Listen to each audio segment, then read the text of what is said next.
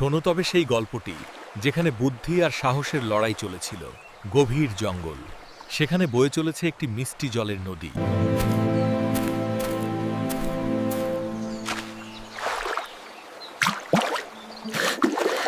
সে মাথা নিচু করে সবে জল খাচ্ছে, কিন্তু ও মা, ঝোপের আড়ালে লুকিয়েছিল কে? তবে সে মোটেই ভোলা নয়, শুধু একটু বেশি পেটুক। ভোলা বাঘ অনেকক্ষণ ধরে শিকার খুঁজছিল। তবে সে মোটেই ভোলা নয়, শুধু একটু বেশি পেটুক। ভোলা বাঘ অনেকক্ষণ ধরে শিকার খুঁজছিল।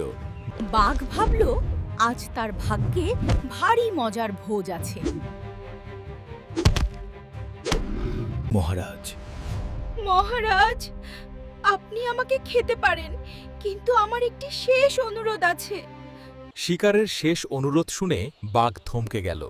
তার পেটে আগুন জ্বলছিল বটে, কিন্তু কৌতূহল ছিল আও বেশি।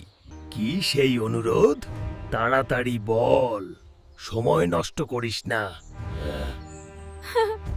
এইয়া, আমি আমার মায়ের কাছে প্রতিজ্ঞা করেছিলাম, মৃত্যুর আগে একবার সূর্যের আলোয় আমার শিঙ্গগুলো দুলিয়ে প্রাণ ভরে নাচব। ভোলা বাঘ হাসল। সে ভাবল, এইটুকু হরিণ